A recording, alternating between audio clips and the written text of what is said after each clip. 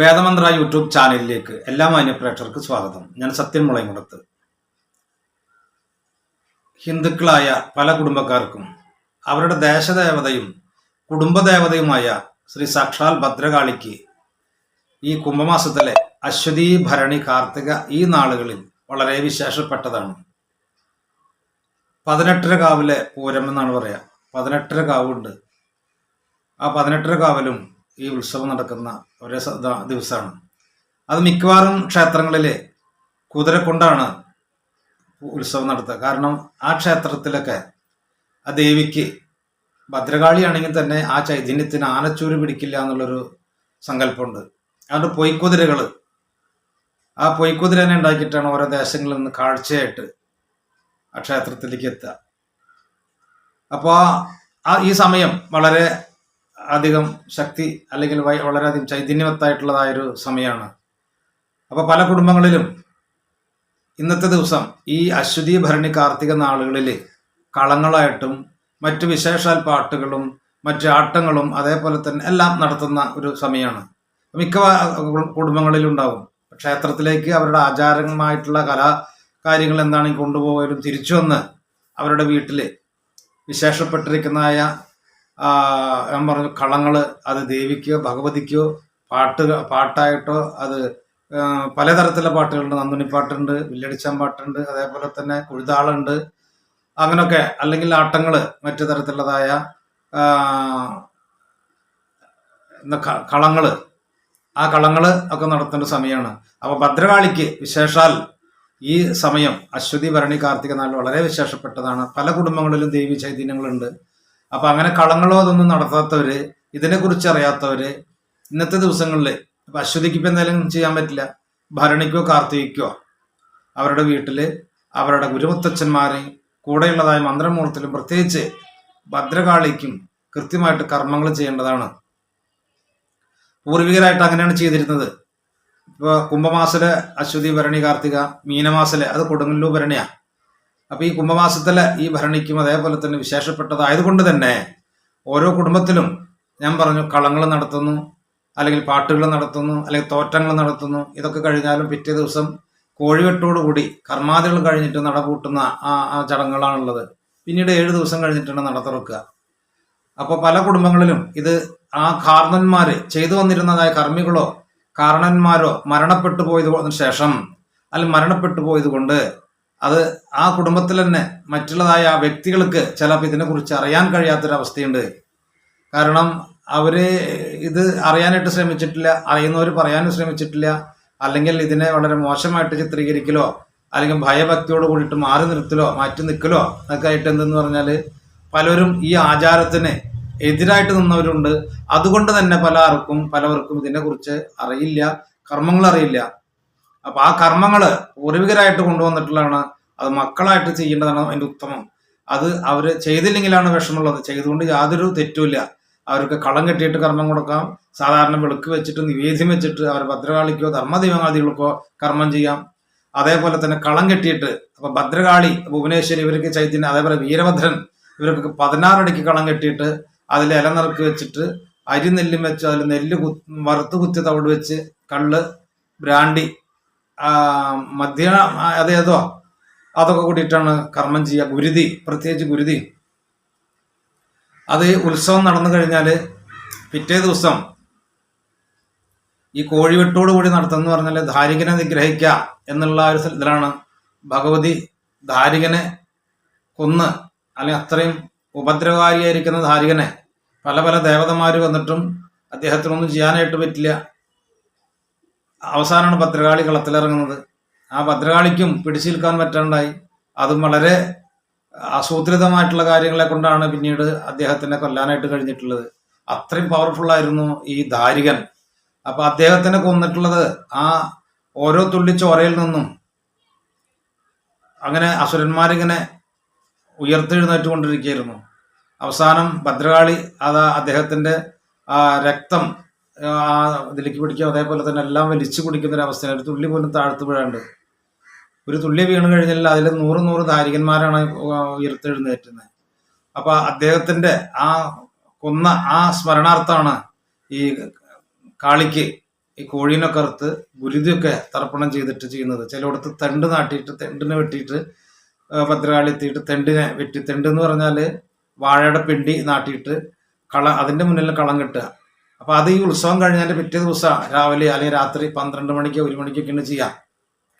അപ്പോൾ അതങ്ങനെ ദാരികനെ നിഗ്രഹിച്ചതിന് ശേഷം അതിനായിട്ട് തന്നെയാണ് ഈ കോഴി നടക്കുന്നതും. അപ്പോൾ അതിൽ ആ കാളി അദ്ദേഹം ആ അട്ടഹസിച്ചുകൊണ്ട് കൈയിറങ്ങാതെ നിന്നിരുന്നത്. കാരണം ആരാലും ലാസ്റ്റ് കാളിയാണ്, കാളി വിട്ട് കഴിഞ്ഞാൽ മൊത്തം നശിപ്പിക്കുക. അതിനു വേണ്ടിയിട്ടാണ് ഭഗവാന്റെ പരമേശ്വരൻ നല്ലച്ഛന്റെ തൃക്കണ്ണിൽ നിന്ന് ഭദ്രകാളിനെ സൃഷ്ടിച്ചിട്ടുള്ളത്. അങ്ങനെ വന്നിട്ടുള്ള ഒരു സ്ത്രീക്ക് മാത്രമേ അദ്ദേഹത്തിനെ കൊല്ലാനായിട്ടുള്ള വരം കൊടുത്തിട്ടുള്ളൂ, അല്ലെങ്കിൽ അതാണ് ആദ്യം ആവശ്യപ്പെട്ടത്. അതേപോലെ തന്നെ ആ തൃക്കണ്ണിൽ നിന്ന് തന്നെ കാളിനെ ഉത്ഭവിപ്പിച്ചു. കാളി വന്നു, അദ്ദേഹത്തിന് യുദ്ധം ചെയ്തു. ആ യുദ്ധത്തിന്റെ അവസാനമാണ്, പിടിച്ചു നിൽക്കാൻ പറ്റാത്ത അവസ്ഥയാണ്. അങ്ങനെ ഈ കാളിയുടെ മുന്നിൽ ദാരികനെ പിടിച്ചു നിൽക്കാൻ പറ്റാത്ത അവസ്ഥയെ അദ്ദേഹത്തിന് കൊന്നു. അതിന്റെ സ്മരണാർത്ഥാണ് ആ 16 അടിക്ക് കളം കെട്ടലും ഭദ്രകാളി സങ്കല്പിച്ച് ആ കോഴിനറക്കലും ഗുരുതി തർപ്പണം ചെയ്യലൊക്കെ. അപ്പൊ ഇങ്ങനെ ചെയ്യുമ്പോൾ എന്ന് പറഞ്ഞാൽ ആ വീണ്ടും ഒരു ധാരികവധത്തിന്റെ ഒരു സംഭവമാണ് ഓരോ വീടുകളിലും ഉണ്ടാകുന്നത്. അപ്പൊ അവിടെയുള്ളതായ ഭദ്രകാളിക്ക് എത്രമാത്രം ശക്തി ഉണ്ടായിരുന്നു, എത്രമാത്രം അവർ നിർവൃതി. ആ കർമ്മങ്ങളൊക്കെ കഴിഞ്ഞ് അത് കുടിച്ചു നോക്കുമ്പോൾ അവനെ ആ തിന്മയുടെ മേലെ നന്മ എടുത്തുയർത്തിയതിന്റെ ഒരു ഭാഗമായിട്ട് അത് ഓരോ കുടുംബത്തിലും നമ്മളങ്ങനെ കർമ്മം ചെയ്യുമ്പോൾ നമ്മുടെ വീട്ടിലൊക്കെ ദുരിതങ്ങളൊക്കെ തീർന്ന് നന്മകൾ വരാനായിട്ടുള്ള ഇടവയ്ക്കും. അതന്നെ നമുക്ക് ശക്തിസ്വരൂപിണിയായ ഒരു ഭദ്രകാളിയുടെ സാന്നിധ്യം ഓരോ കുടുംബത്തിലും ഉണ്ടാവും. ക്ഷേത്രത്തിൽ മാത്രമല്ല, ഓരോ കുടുംബത്തിലും. അപ്പൊ അതിനെ കണ്ടറിഞ്ഞ് കർമ്മം ചെയ്തിരുന്നാണ് ഗുരുമുത്തച്ഛന്മാര്. ആ ഒരു അവസ്ഥ തന്നെയാണ് ഇപ്പോഴും ഉണ്ടാകുന്നത്. അപ്പൊ മക്കളായിട്ടും അതിനെ വേണ്ടുന്ന തരത്തിലുള്ള കർമ്മങ്ങൾ ചെയ്യുക, അതിനെ നശിപ്പിക്കപ്പെടാതെ അത് കർമ്മം ചെയ്യാതിരിക്കാനായിട്ട് നല്ലതാണ് കർമ്മം ചെയ്യല്. അപ്പൊ ഞാൻ പറഞ്ഞു, ഇന്നത്തെ ദിവസമെങ്കിലും കൃത്യമായിട്ട് കർമ്മം ചെയ്യാത്തവരുണ്ടെങ്കിൽ ഇന്നോ നാളെയൊക്കെ ആയിട്ട് കർമ്മം ചെയ്യുക. അദ്ദേഹത്തിന്റെ കാളിയുടെ ആ വിഗ്രഹ ബിംബം ഉണ്ടെങ്കിൽ, അല്ലെങ്കിൽ ശിലകളുണ്ട് വെച്ചെങ്കിൽ, അതോടുകൂടി ഇരിക്കുന്ന ധർമ്മദൈവാദിയുള്ള മുത്തച്ഛനുണ്ടെങ്കിൽ അവരൊക്കെ കുളിപ്പിച്ച് പൊട്ടുവെച്ച് അവിടെ പൂവൊക്കെ ഇട്ടിട്ട് അതിനുശേഷം അവർക്കൊരു നിവേദ്യം വെച്ചിട്ട് കുറച്ച് വെള്ളമൊക്കെ തെളിച്ച് അത് നിവേദ്യമൊക്കെ വെച്ചതിന് ശേഷം അവർക്ക് ഈ കളം കെട്ടിയിട്ട് 16, 9, 5 16 ഭദ്രകാളിക്കും 9 ആ കുടുംബത്തിലെ ചാത്തന്മാർക്കും, ചാത്തന്മാർ എത്ര ആളുണ്ടെങ്കിലും ഓരോന്ന് വേണമെങ്കിൽ എത്ര ചാത്തന്മാരുണ്ടെങ്കിൽ ഉണ്ടാവും, അല്ലെങ്കിൽ ഒന്നെന്നെ ഇട്ടിട്ട് അതിൽ സങ്കല്പിച്ചിട്ട് അവരൊക്കെ പ്രാർത്ഥിച്ചാലും മതി. 5 ഗുരുമുത്തച്ഛന്, അതേപോലെ തന്നെ ഈ ഗുളികനും 5 അടിക്കുന്ന കളം കിട്ടും പ്രേതാദികൾക്ക്. അപ്പൊ ഗുളികനുണ്ട്, ഒപ്പം മുത്തച്ഛനുണ്ട് വെച്ചാൽ 2 ഇടണോണ്ട് കുഴപ്പമില്ല. മുത്തച്ഛൻ ഒറ്റയ്ക്ക് തന്നെ സെപ്പറേറ്റ് ആയിട്ട് വേണം ഗുളികൻ. അപ്പൊ 16, 9, 5. അപ്പൊ അതില് ഈ ഗുരുമുത്തച്ഛനും ചാത്തന്മാരും എല്ലാവരും ഉൾപ്പെട്ടു. ഇനി പ്രേതങ്ങളുണ്ട് വെച്ചെങ്കിൽ, അല്ലെങ്കിൽ ഗുളികനുണ്ട് വെച്ചെങ്കിൽ അദ്ദേഹത്തിന് 5 അടിക്ക് കളം കെട്ടിയിട്ട് കർമ്മം ചെയ്യാം. അപ്പൊ ഇവർക്കൊക്കെ കളം കെട്ടിയിട്ട്, കളം കെട്ടാൻ പറ്റില്ല വെച്ചാൽ ഒറ്റ നിറക്ക് വെച്ചിട്ട് അതിൽ പറഞ്ഞ തവിടും കാര്യങ്ങളൊക്കെ ഇടുക, അവലും മലരൊക്കെ ഉണ്ടെങ്കിൽ അതിൻ്റെ മീത വയ്ക്കുക, യാതൊരു കുഴപ്പമില്ല. എന്നിട്ട് ഇതുകൊണ്ട് കർമ്മം ചെയ്യുക, തിരി കത്തിച്ച് വയ്ക്കുക തവിടിൽ തന്നെ. എന്നിട്ട് കള്ള്, ഗുരുതി, അതേപോലെ തന്നെ ഈ മദ്യം എന്താ വെച്ചെങ്കിൽ അതും കഴിഞ്ഞ് കോഴീനെ കൊടുക്കാനുള്ള സൗകര്യം ഉണ്ടെങ്കിൽ, സാമ്പത്തികം ഉണ്ട് വെച്ചെങ്കിൽ കോഴീനെ വെട്ടി കർമ്മം ചെയ്യുക. അപ്പോൾ ആ വർഷത്തെ ദുരിതങ്ങളൊക്കെ തീർന്നു. നമ്മൾ പറഞ്ഞു നമ്മുടെ വീട്ടിലെ കാളിക്ക് നമ്മൾ കർമ്മം ചെയ്തു പ്രീതി വരുത്തി. അമ്മയുടെ സന്തോഷം നമുക്ക് എല്ലാവർക്കും ഉണ്ടായി. ഒരു കോഴീനെ കൊന്നുകൊണ്ട് സന്തോഷമല്ല, പക്ഷേ മൃഗബലിയൊക്കെ നിരോധിച്ചിട്ടുള്ളതാണ്. എങ്കിലും പക്ഷി ദേവിക്കായിട്ട്, പക്ഷിബലി ദേവിക്കായിട്ട് കർമ്മം ചെയ്യുന്നതുകൊണ്ട് തെറ്റില്ല. മറ്റുള്ള കർമ്മത്തിനൊന്നുമല്ല, ദേവിക്കായിട്ട് ആ കർമ്മം ചെയ്യുന്നതിന് അതുകൊണ്ട് വളരെ സന്തോഷമുള്ള ദേവിക്കും അത് ചെയ്യുന്നതുകൊണ്ട് യാതൊരു തെറ്റുമില്ല എന്നുള്ളത് കാണിക്കുന്നുണ്ട്. അപ്പോൾ അതങ്ങനെ ചെയ്യാൻ പറ്റുക ചെയ്യുക, അല്ലെങ്കിൽ മറ്റുള്ള കാര്യങ്ങളൊക്കെ വെച്ചിട്ട് ചെയ്യുക. അതിന് പ്രതീകമായിട്ട് വേറെ എന്തെങ്കിലും ചെയ്താലും അത്ര ഗുണം കണ്ടുപിടിക്കില്ല. അപ്പോൾ ചെയ്യാത്തവരുണ്ടെങ്കിൽ ഈ കാര്യം ഭംഗിയായിട്ട് നടത്തട്ടെ. ഓരോ വീട്ടിലും ആ ഭഗവതിയുടെ ധർമ്മദൈവാദിയുടെ അനുഗ്രഹം ഉണ്ടാവട്ടെ. ഞാൻ പറഞ്ഞു, ഓരോ കുടുംബത്തിലും അവരുടെ കുടി വെച്ച് ആരാധിക്കുന്നതായ ദൈവങ്ങളുണ്ട്. ശിലയിൽ ഒക്കെയാണ്, അല്ലെങ്കിൽ വാൽക്കണ്ണാടി ഇല്ലാച്ച വേറെ ഏതെങ്കിലും പ്രത്യേക ഒരു കല്ലിൽ സങ്കല്പിച്ച് ആ ദേവീനെ നമ്മൾ കുടിയിരുത്തിയ പല കുടുംബങ്ങളും കാണാം. അവിടെയൊക്കെയാണ് ഞാൻ പറയുന്ന ഒക്കെ കഴുകി വൃത്തിയാക്കി കർമ്മങ്ങൾ ചെയ്യാന്നുള്ളത്. ഇനിയിപ്പോൾ അങ്ങനെ ഇല്ലാത്തതായ കുടുംബങ്ങളിൽ, ഇപ്പൊ പൂർവികരായിട്ട് നമ്മൾ വലിയൊരു കുടുംബത്തിൽ ജനിച്ചു, അവിടെ ക്ഷേത്രമുണ്ട്, പതികളുണ്ട്, തറകളുണ്ട്, അവിടെയൊക്കെ നമ്മൾ കർമ്മം ചെയ്ത് കണ്ടിട്ടുള്ളതാണ്. ഇനി ഏതെങ്കിലും കാരണവശാല് ഇവർ വിദേശത്തോ അല്ലെങ്കിൽ മറ്റ് രാജ്യങ്ങളിലൊക്കെ പോയിട്ട് ജോലിയുടെ ആവശ്യാർത്ഥം പോയി അവിടെ താമസമാക്കിയിട്ടുള്ള വ്യക്തികളുണ്ട് വെച്ചെങ്കിൽ, ഭദ്രകാളിയുടെ ഫോട്ടോ ഉണ്ടെങ്കിൽ ആ ഫോട്ടോ തുടച്ച് വൃത്തിയാക്കിയിട്ട് ചെമ്പിൻ്റെ ഒരു ഭാഗത്ത് ചാരി വെച്ചിട്ട് വിളക്ക് കത്തിച്ച് വെച്ച് ആ ദേവിക്ക് ഇതേപോലെ തന്നെ നിവേദ്യങ്ങൾ കൊടുക്കാം. അവല്, മലര്, ശർക്കര, പഴം, പിന്നെ കൽക്കണ്ട, മുന്തിരി ഇത്യാദികളൊക്കെ വെച്ചിട്ട് നിവേദിക്കാം. ഒരു കിണ്ടിയോ പൂജ സാധനങ്ങളൊന്നും ഇല്ലെങ്കിലും ഒരു ഗ്ലാസ്സിൽ കുറച്ച് വെള്ളം വെച്ചിട്ട് അതൊന്ന് ശുദ്ധമാക്കി തെളിച്ചിട്ട് പൂവ് കിട്ടുകയാണെങ്കിൽ മേടിക്കാൻ കുറച്ച് പൂവ് മേടിച്ചാൽ നന്നായി. ദേവീനൊക്കെ ഇട്ടിട്ട് അല്ലെങ്കിൽ മാലയൊക്കെ കിട്ടിയിട്ട് അത് ഇതേപോലെ തന്നെ. എന്നിട്ട് നമ്മൾ തവിട് വെക്കാൻ പറ്റും. തവിട് വെക്കാൻ പറ്റായില്ല, നെല്ല് കിട്ടുന്ന ഏത് സ്ഥലത്തായാലും. ഇനിയിപ്പോൾ നെല്ല് ജസ്റ്റ് കിട്ടിയില്ല എന്ന് വിചാരിക്കാം, കുറച്ച് അരിയെങ്കിലും വറുത്ത് പൊടിക്കുക, എന്നിട്ട് അതിൻ്റെ ഇലയിൽ ഇട്ട് കൊടുക്കുക. നമ്മൾ കൊടുക്കണതാണ്, നമ്മുടെ മനസ്സാണ് അതിൻ്റെ ദേവിക്ക് ഇഷ്ടമാകുന്നത്. അതായത് കൊടുക്കാനുള്ള, അല്ലെങ്കിൽ ദേവിക്ക് കൊടുക്കാനുള്ള ആ ഒരു ഇഷ്ടമുണ്ടല്ലോ, അത് എങ്ങനെയും ദേവിക്ക് കൊടുക്കണം. ഇത് എല്ലാം അരിയൊന്നും പ്രധാനമില്ല, പക്ഷെ നെല്ലുണ്ടെങ്കിൽ വളരെ നന്നായി. അപ്പം അത് വെച്ചിട്ട് ഒരു ഇലയിൽ വെച്ചതിന് ശേഷം തിരി കത്തിച്ച് വെച്ചിട്ട് ദേവിക്ക് ഇതുകൊണ്ട് അരി മറ്റേ കള്ള് കുരുതിയൊക്കെ ഉണ്ടാക്കിയിട്ട് കള്ള് വെച്ച് കൊടുക്കുക. അല്ലെങ്കിൽ സ്വല്പം കള്ള് കിട്ടാനും സ്വല്പം ബ്രാൻഡിങ്ങിലും മേടിക്കുക. ബ്രാൻഡൊക്കെ എല്ലായിടത്തും കിട്ടാണ്ടാവും, കഴിക്കാൻ പറയണില്ല കേട്ടോ, അവർക്ക് കൊടുക്കാൻ അതിന് സ്വല്പം മേടിച്ചാൽ മതി. ഗുരുതി ഉണ്ടാക്കുക, മഞ്ഞപ്പൊടി, ചുണ്ണാമ്പ് ഒരു പാത്രത്തിലായിട്ട് കുറച്ച് വെള്ളം ഒഴിച്ചിട്ട് കലക്കി കഴിഞ്ഞാൽ ഗുരുതിയായി. അത് ഇതൊന്നും എല്ലാത്തൊന്നും അവർക്ക് പൂജിക്കുക, സന്തോഷിപ്പിക്കുക. ഇനിയിപ്പോൾ അങ്ങനെ ഇല്ലയെന്ന് വിചാരിക്കുക, ഇനി ഫോട്ടോ ഇല്ല, കുടി വെച്ചിരിക്കുന്ന ശിലകളും ഇല്ല, വിഗ്രഹങ്ങളില്ല, ബിംബമില്ല, അങ്ങനത്തെ വ്യക്തികളുണ്ടായിരിക്കാം. അവർക്ക് എന്ത് ചെയ്യണം, ആഗ്രഹമുണ്ട്, നമുക്ക് ചെയ്യാൻ പറ്റുന്നില്ല, എന്താ സൗകര്യങ്ങളുണ്ട് എന്ന് വിചാരിക്കുക. അവർക്കാണെന്ന് വെച്ചെങ്കിൽ വീട്ടിലില്ലെങ്കിലും കുറച്ച് ഇല, 2-3 ഇല കഷ്ണം ഇല, കുറച്ച് അരി, നെല്ല്, നാളികേരം, എണ്ണ ഇത്യാദി സാധനങ്ങളൊക്കെ കൊണ്ടുവന്നിട്ട് അവല് മലരൊക്കെ മേടിച്ചു കൊണ്ടുവന്നിട്ട് ഒരു വിളക്ക് കത്തിച്ച് വെച്ചിട്ട് അതിൻ്റെ മുൻവശത്ത് അതിൻ്റെ അടുത്തായിട്ട് ഒരു നാക്കിലയിൽ കുറച്ച് അരി നെല്ലും വയ്ക്കുക.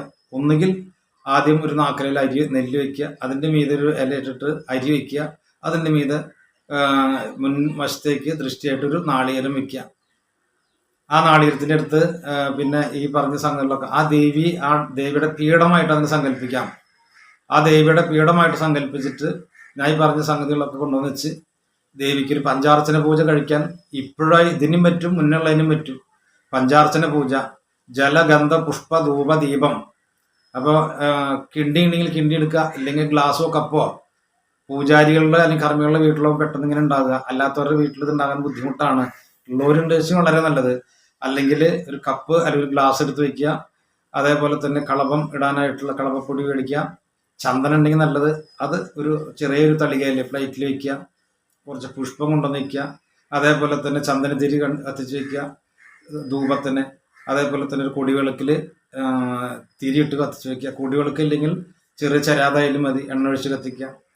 എന്നിട്ട് ഈ സംഗതികളൊക്കെ കൊണ്ടുവന്ന് വെച്ചിട്ട് ദേവിക്ക് പൂജിക്കാനുള്ള നിവേദ്യങ്ങളൊക്കെ വെച്ചതിന് ശേഷം ദേവിയുടെ ആ വിഗ്രഹത്തിന് വിളക്ക് വെച്ചിട്ടുണ്ട്, നിവേദ്യം വെച്ചിട്ടുണ്ട്. ഇനി വിളക്ക് അവിടെ വെച്ചു, 5 തിരികൾ വിളക്ക് വെച്ചു. അതിൻ്റെ മുന്നിൽ വെച്ചാലും കുഴപ്പമില്ല, സൈഡിൽ വെച്ചാലും കുഴപ്പമില്ല. അത് വെച്ചിട്ട് ദേവിനെ സങ്കല്പിച്ചിട്ട് കുറച്ച് എന്താണ് ഈ ചന്ദനം, അരി, നെല്ല്, ഈ പൂവില് തെച്ചി, തുളസിയൊക്കെ സംഘടിപ്പിക്കണം.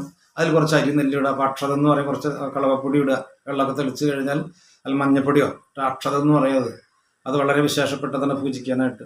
അപ്പോൾ ഇന്ന് കുറച്ചെടുത്തു, ആ വെള്ളത്തിൽ കുറച്ചിട്ട് വെച്ചിട്ട് ഗംഗ, ജമുന, ചൈവ, ഗോദാവരി, സരസ്വതി, നർമ്മദ, സിന്ധു, കാവേരി, ജലസ്മീൻ സന്നിധിയും ഗുരു, അങ്ങനെ ഒരു 7 തവണയോ അല്ലെങ്കിൽ 14 തവണയോ പ്രാർത്ഥിച്ചിട്ട് നമസ്കരിക്കുക, അതിനൊന്ന് പൂജിക്കുക. അപ്പോൾ അത് പുണ്യാഹമായി, ശുദ്ധിയായി. അതുകൊണ്ട് അവിടെ ഒന്ന് തെളിച്ചതിന് ശേഷം ദേവിക്കും ഇതിനും തെളിക്കുക, ഒരു കുറിയിടുക, സ്വല്പം പൂവട വയ്ക്കുക. അപ്പോൾ ഭദ്രകാളിനെ സങ്കല്പിച്ച് വെച്ചു.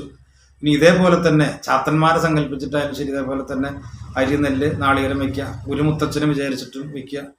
എവിടെ വയ്ക്കുമ്പോൾ ആദ്യം വെക്കേണ്ടത് ദേവിക്കായിരിക്കണം, പിന്നെ ചാത്തന്മാർക്ക്, പിന്നെ മുത്തച്ഛന്. അത് ഗുളികൻ ഉണ്ടെങ്കിൽ ഗുളികനെ കഴിഞ്ഞിട്ട് മുത്തച്ഛനെ വയ്ക്കുക, ലാസ്റ്റ് മുത്തച്ഛനെ ഇരുത്തുക, അല്ല വയ്ക്കുക. അങ്ങനെ ഇവർക്കൊക്കെയും അതേപോലെ തന്നെ ഓരോ ഇലയിൽ നിവേദ്യം വേണം. എന്നിട്ട് ഇവർക്ക് എല്ലാവർക്കും പഞ്ചാർച്ചന പൂജ ദേവിക്ക് പഞ്ചാർച്ചന പൂജ കഴിഞ്ഞാൽ ഉടനെ നിവേദ്യം വയ്ക്കുക. അത് അദ്ദേഹത്തിന് സമർപ്പിക്കുക, കഴിക്കാനായിട്ട് കൊടുക്കുക. അത് മാറ്റിന് ശേഷം ചാത്തന്മാർക്കും അതേപോലെ തന്നെ മുത്തച്ഛനും വയ്ക്കുക. എന്നിട്ട് സ്വല്പം കർപ്പൂരം ഉണ്ടായിട്ട് എല്ലാം ഒന്ന് ആരാധിക്കുക. അതോടുകൂടി കഴിഞ്ഞു. എന്നിട്ട് പിന്നെ മധ്യമകർമ്മം ചെയ്യുക. ഈ കള്ള്, തവിട്, ഗുരുതി ഇതൊക്കെ വെച്ചിട്ട് ആ ദേവിക്കും ദേവന്മാർക്കും സന്തോഷിപ്പിക്കുക. അപ്പോൾ ഗുരുമുത്തച്ഛന്മാർക്കും, കാരണം എന്ന് പറഞ്ഞാൽ തലമുറയിലേക്ക് പോകുമ്പോൾ അവരൊക്കെ നല്ല ശക്തി ഉണ്ടായിരുന്ന കർമ്മികളായിരുന്നു. ആ കർമ്മികളൊക്കെ വിട്ട് വന്നപ്പോൾ ഇതിനൊന്നും അറിയാത്ത മക്കളായി. അപ്പോൾ ഇങ്ങനെ ചെയ്യുന്നതുകൊണ്ട് വളരെ നല്ലതാണ്. കാരണം നമ്മുടെ കുടുംബത്തിലെ ആ ദേവത നമ്മുടെ കുടുംബത്തിലുള്ള ദേശത്തെ ചോറ്റാനിക്കരായാലും അതേപോലെ തന്നെ വലിയ വലിയ അമ്പലങ്ങളിലൊക്കെ ഇരിക്കുന്ന ആ ദേവത തന്നെയാണ് നമ്മുടെ വീട്ടിലിരിക്കുന്നത്. അവരതിനകത്ത് കൃത്യമായിട്ടുള്ള കർമ്മങ്ങൾ ചെയ്യണം, നമ്മളതിന് കൃത്യമായിട്ട് ശ്രദ്ധിക്കേണ്ടിയിരിക്കുന്നു. നമ്മളതിന് ശ്രദ്ധിക്കുകയാണെങ്കിൽ അതിനതിൻ്റെ ഗുണങ്ങളുണ്ടാകും. അപ്പോൾ ഈ അറിവ് നിങ്ങൾക്ക് ഇഷ്ടമായെങ്കിൽ ലൈക്ക് ചെയ്യുക, ഷെയർ ചെയ്യുക, സബ്സ്ക്രൈബ് ചെയ്യുക. അപ്പോൾ ഈ കേട്ട ഈ അറിവിനെ വിചാരിച്ച് അറിവ് കൊണ്ട് നിങ്ങൾ ഇതിനെ നന്നാക്കാനായിട്ട് നോക്കുക. നാശാക്കി കളയാനായിട്ട് നല്ലതാണ് തെറ്റായാലും അത് ചെയ്യുന്നത്. അപ്പം ഞാൻ പറയുന്നതുകൊണ്ട് തെറ്റില്ല. ഒരു തവണ തെറ്റായിട്ട് ചെയ്താൽ അടുത്ത തവണ ചെയ്യുമ്പോൾ നന്നായിട്ട് ചെയ്യാനായിട്ട് ശ്രമിക്കാം. അപ്പം ഇങ്ങനെ കർമ്മങ്ങൾ ചെയ്യുന്നവർക്കൊക്കെ നിങ്ങളുടെ ഗുരുമുത്തച്ഛൻ്റെയും മന്ത്രമൂർത്തികളുടെയും പ്രത്യേകിച്ച് ഭദ്രകാളിയുടെ അനുഗ്രഹം ഉണ്ടാകട്ടെ. അപ്പോൾ ഇത് കേട്ട എല്ലാവർക്കും എൻ്റെ ഈ അറിവ് ഇഷ്ടമായെങ്കിൽ ലൈക്ക് ചെയ്യുക, ഷെയർ ചെയ്യുക, സബ്സ്ക്രൈബ് ചെയ്യുക. നന്ദി, നമസ്കാരം.